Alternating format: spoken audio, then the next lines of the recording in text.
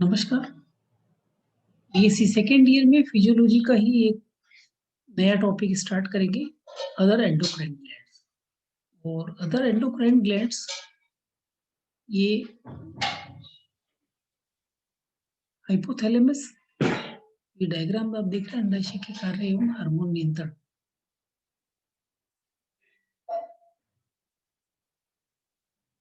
मादा जंतुओं में एफएसएच प्राप्त प्रभाव से पुटकी का परिवर्तन एवं परिपक्वन होता है।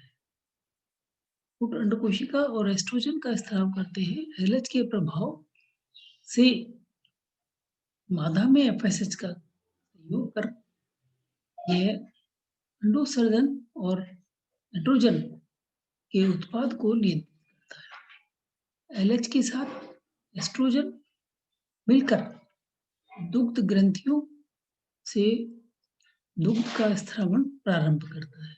वह एलएच के साथ मिलकर पीत पिंड को बनाए रखने में प्रोजेस्टेरोन को स्रावन जारी रखता है, अतः गर्भावस्था बनी रहती है।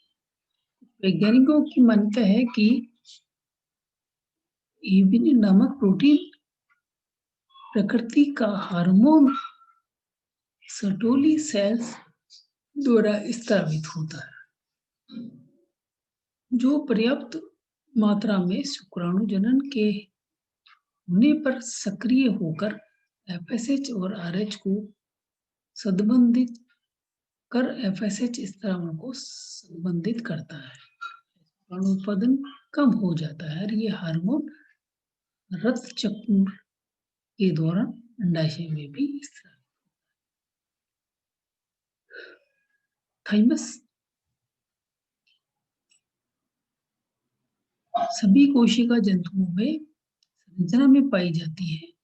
पैराथायराइड ग्रंथि की भांति यह ग्रंथि भी एक क्लोम ध्वनि की उपकला में विकसित होती है। विभिन्न जंतुओं में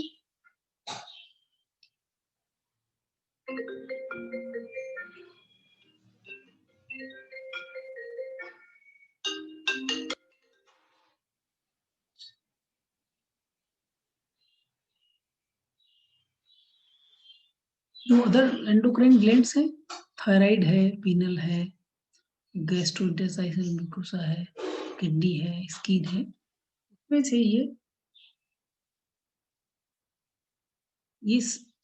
इनकी संख्या, परिमाप एवं उपस्थिति में भी भिन्नता पाई जाती है।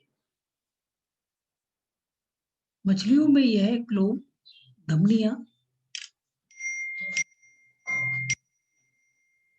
के प्रथम गांठ के रूप में एक जोड़ी पाई जाती है।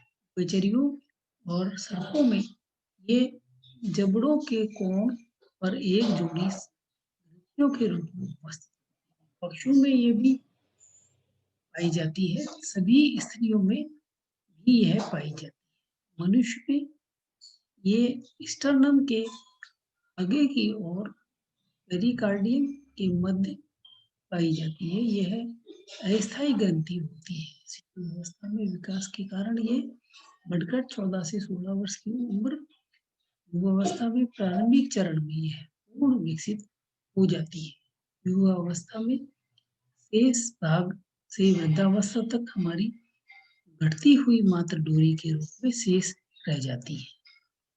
ये आप देख रहे हैं, लंग्स, थायराइड ग्लैंड का पार्ट, टोटल लंग्स, उसके बाद में TS of thyroid gland in humans, ये cortex part, medulla, blood vessels,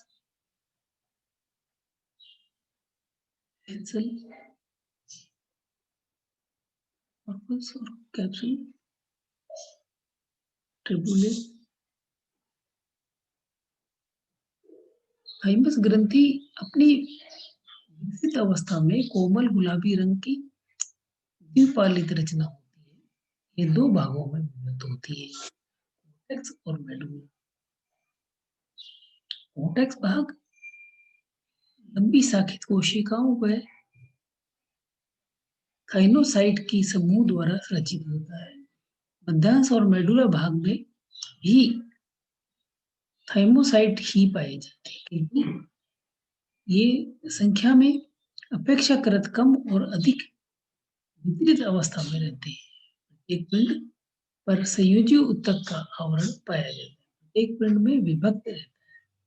cortex भाग और मेडुला में ये उपस्थित कोशिकाएं थाइसो थाइमोसाइट्स कहलाती हैं। ये लसीकाणुओं की आकृति की होती है। मध्यांश थाइमस ग्रंथि द्वारा स्रावित hormone thymosin first second third कहलाते हैं। ये अम्लीय प्रकार के पेप्टाइड्स। Effects of thymosin. शिशुओं में जन्म के साथ प्रतिरक्षा तंत्र अविकसित तथा क्रियाशील नहीं होता है, अतः मादा के रक्त और दूध के साथ ही प्रतिरक्षी पदार्थों पर ही निर्भर रहना पड़ता है। थाइमस ग्रंथि के विकसित होने पर लिम्फोसाइट कोशिकाएं बनकर लिहा पेपर के अंग लसिका जड़ों गांठों आदि परिधीय का तंत्रों में जाकर वृद्धि करने लगती है। थाइमस में से थाइमोसिन स्रावित होकर जीवाणुओं द्वारा मुक्त किए गए प्रतिजैविकों को नष्ट करने का प्रेरित कहते हैं। इस प्रकार की शीघ्र ही प्रतिरक्षा तंत्र को गठन हो जाता है। थाइमोसिन जंतु की वृद्धि को तीव्र गति प्रदान करने एवं जननांगों के परिपक्वन में सहायता होती है। इसी तरह से पीनल ग्लैंड है। पीनल ग्लैंड सभी कशेरुकों में पीनियल काय ग्रंथ समान शंकुकार रचना होती है। मस्तिष्क के कार्डियोजेनिया ये अग्र स्थित पीनियल ग्रंथि का संजात अंग माना जाता है। मनुष्य में ये ग्रंथि मस्तिष्क और मस्तिष्क के गोलार्ध के मध्य तृतीय वेंट्रुकूल की छत पर आधारित कोक्लियर ग्रंथि से संलग्न रचना के रूप में पाई जाती है। श्वेत रोम पर चपटी और बहुमालित जो 8 से 12 mm लंबी 5 से 8 mm चौड़ी होती है। रचना मृदुतानिका के नाम से भी जाना जाता है। ग्रंथि के संपूर्ण भाग में विकसित अनेकों केंद्रीय भाग की ओर निकलते हैं।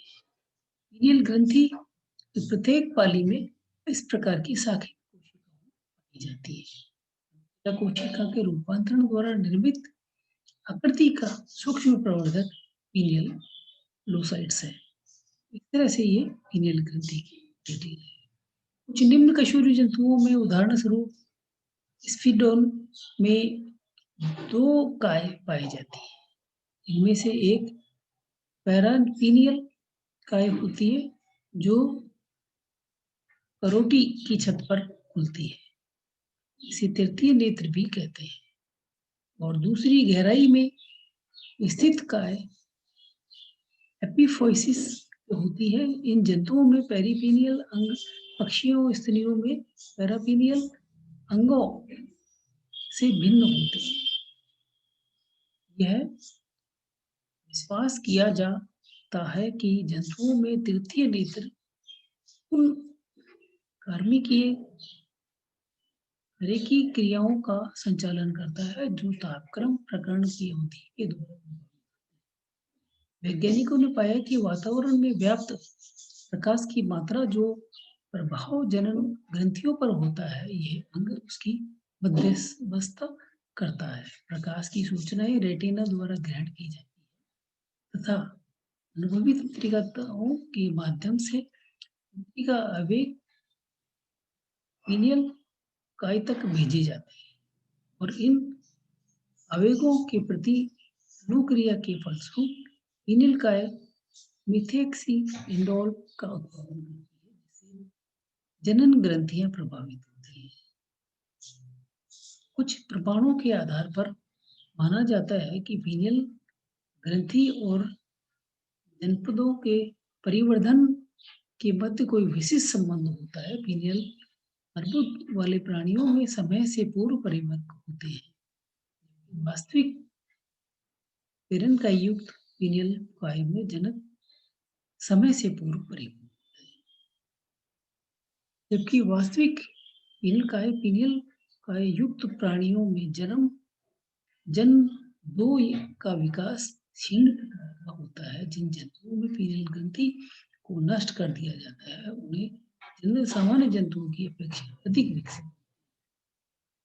जब रासायनिक परीक्षणों से ज्ञात हुआ कि इन ग्रंथियों में हाइड्रोक्सीडोल मिथाइल ट्रांसफरेज एंजाइम अधिक मात्रा में पाई जाता है। चूहों में किए गए परीक्षणों से ज्ञात है कि HIOMT की प्रक्रिया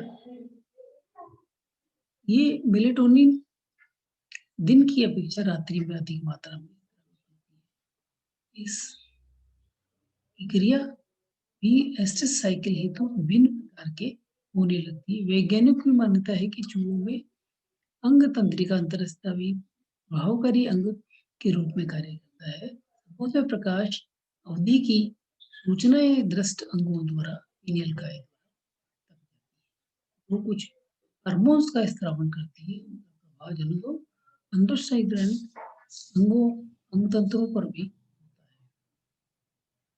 उभयचरीय जंतुओं में यह पाया गया है कि मेलेटोनिन का प्रभाव क्रोमोफोर तंत्र पर होता है और स्तनधारियों की पीनियल काय